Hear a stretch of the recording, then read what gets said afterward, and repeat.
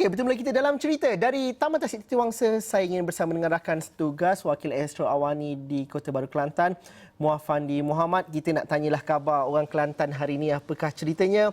Abang Fandi, sebelum kita bercerita mengenai COVID-19, jaga sempadan, apakah cerita usahawan, musim cuti sekolah dan sebagainya. Kita nak tanya juga, kabarnya kebanyakan majoriti rakyat Kelantan masih lagi rancak bercerita mengenai perubahan kerajaan di peringkat persekutuan. 30 tahun berada dan digelar sebagai negeri pembangkang kerana perbezaan kerajaan di peringkat persekutuan. Mungkin hari ini Kelantan senada dengan apa yang berlaku di Putrajaya. Adakah euforia, kegembiraan itu masih lagi dibincangkan di pelbagai peringkat? Saya pasti Abang Fandi berada di puluhan WhatsApp group baik di peringkat setempat di Kelantan. Apa ceritanya Abang Fandi? Benar Zul, daripada bermula tertubuhnya Kerajaan Perikatan Nasional yang menyaksikan ahli Parlimen PAS dari Kelantan, khususnya melibatkan MP daripada Kota Baru, Datuk Taqiyuddin Hassan yang dilantik sebagai Menteri di Jabatan Perdana Menteri menjaga hal ehwal undang-undang. Datuk Tuan Ibrahim Tuaman daripada MP Kubang Kerian yang dilantik sebagai Menteri Alam Sekitar dan tiga lagi menteri, timbalan menteri, masing-masing MP dari Pekaran Cepa, MP dari Rantau Panjang, Kalah dan juga dari Tumpat. Dan apabila keberadaan mereka dalam saf kepimpinan barisan jemaah kabinet ini, sampai sekarang, saat ini masih lagi dalam grup-grup WhatsApp di media sosial, khususnya di media sosial yang dimiliki oleh PAS Kelantan ini, rata-rata masih lagi membicarakan perkara tersebut. Ini kerana mereka sudah pasti menantikan saya kira hampir 30 tahun saat kebersamaan mereka dalam kerajaan persekutuan ini.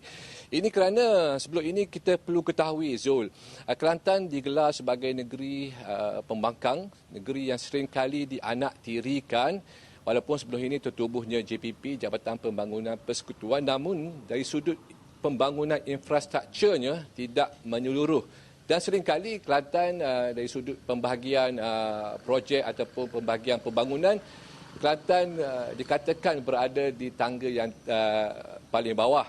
Dan 5 projek utama di Kelantan yang sebelum ini tertunggak, antaranya pembinaan lebuh raya menghubungkan Kota Baru ke Gua Musang ke Kuala Lumpur, pembesaran lapangan terbang Sultan Ismail Petra di Pekaran Cepa, pembinaan CSR, pembinaan Jabatan Palembang dan juga pemelebaran jalan-jalan merupakan antara yang menjadi tumpuan dan tuntutan rakyat negeri Kelantan ini. Dan mereka mengharapkan dan sudah pasti mereka meletakkan satu harapan yang besar supaya projek-projek berkenaan dapat dilaksanakan dengan segera. Ini kerana kalau kita dapat lihat di Kelantan ini khasnya, di jalan-jalan bandarang terutamanya, sememangnya sudah crowded dengan jumlah kenderaan yang agak tinggi, sehingga kan seringkali apabila berlakunya musim cuti sekolah pada masa ini, kita akan dapat menyaksikan jalan-jalan raya ini akan sesak dengan seperti mana yang berlaku pada musim perayaan Hari Raya. Perantauan yang pulang daripada Kuala Lumpur ke Kelantan akan mengambil masa lebih daripada 12 jam, 14 jam untuk sampai ke destinasi masing-masing. Seperti mana juga lapangan terbang yang menyaksikan jumlah penerbangan yang agak tinggi sehingga mencecah 46 penerbangan sehari. Menuntut supaya pembesaran lapangan terbang dilakukan, Zul. Tapi Abang Fandi, apabila ramainya menteri dan juga timbalan menteri dari Kelantan ini, juga satu cabaran juga bagi Wakil Astro Awani di Kelantan sendiri untuk mendapatkan cerita dan juga mendapatkan pandangan mereka. Kita juga di Kuala Lumpur cuba untuk mendapatkan timbalan menteri wanita, contohnya Datuk Siti Zailah. Malah beberapa menteri-menteri yang lain ada beberapa pandangan di media sosial yang begitu hebat diperkatakan, tapi kita sebagai saluran berita sudah pasti mendapatkan daripada mulut tuan punya badan sendiri. Adakah ini satu cabaran baru juga bagi Wakil Astro Awani di Kelantan untuk mendapatkan bahan berita, ataupun di hujung minggu ni mereka pulang ke Kelantan, ataupun bagaimana Abang Fandi? Benar Zul, sebenarnya satu cabaran yang agak besar apabila kita menyaksikan dua portfolio penuh ataupun Menteri Kanan dilantik masing-masing melibatkan Dr. Muhammad Radi Jidin dan juga Datuk Seri Mustafa Muhammad, iaitu Menteri Hal Ehwal Ekonomi, manakala Menteri Pendidikan. Kedua-duanya Parlimen Mustafa ni parlimen yang agak jauh daripada Kota Baru, kira-kira 120 km untuk pergi, dan Parlimen Ketereh agak terpinggir sikit daripada bandar. Dan manakala parlimen lain seperti Taqiyuddin, Kalah, Ratau Panjang dikira dalam kawasan pinggiran bandar. Begitupun sudah pasti hari Minggu seperti hari Khamis, Jumaat, Sabtu mereka akan pulang dan masuk ataupun pulang ke kawasan masing-masing bagi bertemu mata dengan rakyat. Dan saya kira apabila kepulangan mereka ni dijadualkan serentak, sudah pasti ianya memberi satu cabaran buat saya untuk mendapatkan liputan berita. Apatah lagi untuk mendapatkan ulasan-ulasan berkaitan dengan ekonomi, ulasan-ulasan berkaitan dengan pendidikan. Saya kira itu merupakan satu cabaran yang baru buat diri saya lah di Kelantan ini, Zul. Okey Abang Fandi, cukup cerita pasal politik. Kalau cerita pasal politik memang takkan habis. Tapi ni COVID-19 ni, kita tahu negeri Kelantan negeri yang cukup produktif daripada segi keusahawanan, pelancongan dan sebagainya. Malah kalau cuti sekolah ini juga, kalau pelancongan domestik, Kelantan tu antara destinasi yang paling sesuai untuk orang pergi, khususnya apabila penerbangan 46 kali sehari dan sebagainya. Akses tu mudah. Tapi bagaimana dengan COVID-19 ini? Usahawan-usahawan mengeluh. Ada pengusaha-pengusaha hotel, hostel dan sebagainya merasakan bahawa terkena ke satu secara terus. Bagaimana dengan pemantauan Abang Fandi bertemu dengan usahawan-usahawan di bumi Kelantan ni? Sebenarnya usahawan dan juga peniaga di Kelantan ini sudah berdepan dengan cabaran ekonomi yang agak getir semenjak ini. Namun berita mengenai penularan wabak COVID-19 ini terutamanya melibatkan apabila ada satu kes positif di negeri Kelantan ini sudah pasti menjadikan mereka lebih resah.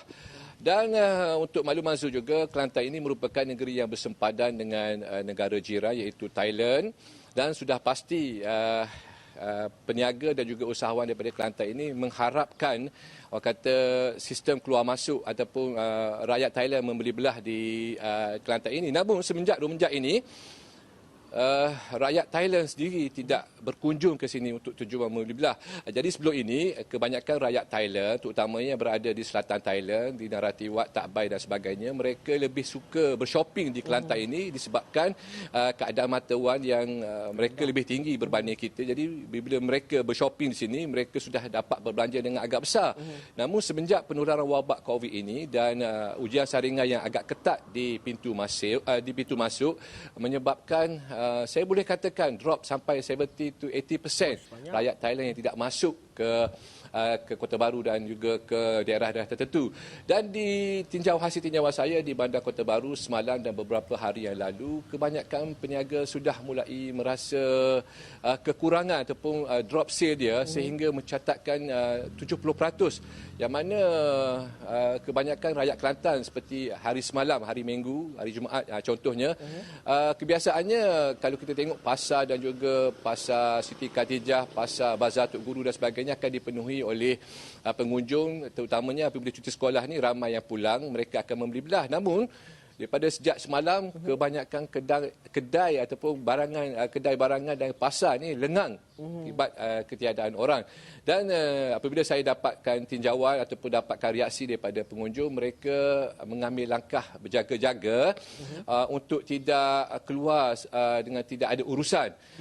Untuk makluman Zul juga, sepanjang musim cuti sekolah ini di Kelantan ini kita terkenal dengan kenduri kendara ataupun bekwah, dipanggil bekwah.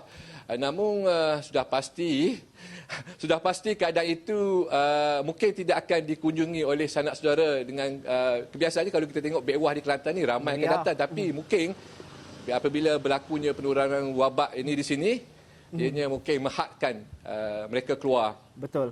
Okey, tapi Abang Fandi, saya mungkin nak mainkan satu angkat daripada Timbalan Menteri Pertahanan, kerana tadi Abang Fandi bercerita mengenai sempadan negara, tapi bagaimana pula dengan nasib ataupun angkatan tentera kita yang berada di perbatasan? Bagaimanakah cara-cara untuk melindungi mereka? Kita dengarkan sedikit SOT itu, nanti mungkin Abang Fandi boleh cerita.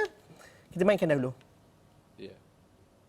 Dimaklumkan, okey, ini yang saya tak salah faham soalan, dimaklumkan mereka nanti akan dibekalkan sanitizer, semua yang berada di sepadan, yang juga yang dalam negara pun mereka juga akan dibekalkan dengan ciri keselamatan.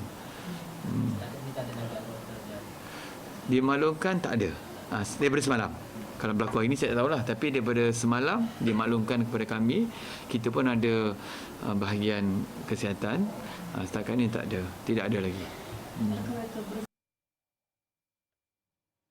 Okey, Abang Fandi, apakah ceritanya tu sempadan negara? Mungkin dapat diringkaskan. Kebimbangan itu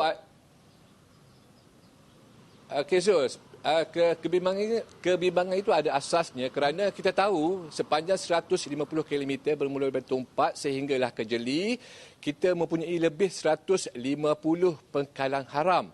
Hanya 3 pintu masuk yang sah, yang mempunyai mesin pengimbas ataupun dapat menjalani ujian saringan, manakala selebihnya merupakan pengkalang haram, dan itu yang menjadi kebimbangan pihak berkuasa di negeri ini, di mana jika rakyat Thailand ataupun sesiapa saja yang dijakiti ataupun mempunyai simptom-simptom gejala tersebut, mereka menggunakan laluan yang haram, bagaimana mereka boleh mendapatkan ujian saringan? Itu yang sebenarnya menjadi kebimbangan bagi penduduk di sempadan dan juga di negeri Kelantan. Walau bagaimanapun, pada masa ini saya difahamkan penguatkuasaan dan juga kawalan keselamatan di sempadan dipertingkatkan, dan juga saya juga dimaklumkan pihak berkuasa melarang sebarang aktiviti keluar masuk tidak menggunakan laluan sah ini, Zul. Okey, Abang Fandi, banyak nak kita kongsikan cerita dari Kelantan, tapi terima kasih kerana sudi bersama kami dalam cerita pada hari ini. Jaga kesihatan, jaga keselamatan dan juga dalam langkah berjaga-jaga dalam COVID-19 ini. Terus bawakan berita-berita menarik dari Kelantan. Itu dia Fandi Muhammad langsung dari Kelantan, Kota Baru Kelantan. Sekian saja cerita. Dapatkan maklumat sahih mengenai COVID-19 di laman web astroawani.com, dan sama-samalah kita menjaga kesihatan diri, keluarga dan juga masyarakat dengan memberikan maklumat-maklumat yang jelas dan langkah-langkah pencegahan yang baik kerana COVID-19 ini. Sekian saja cerita. Assalamualaikum dan salam sejahtera. Kita jumpa lagi nanti. Terima kasih.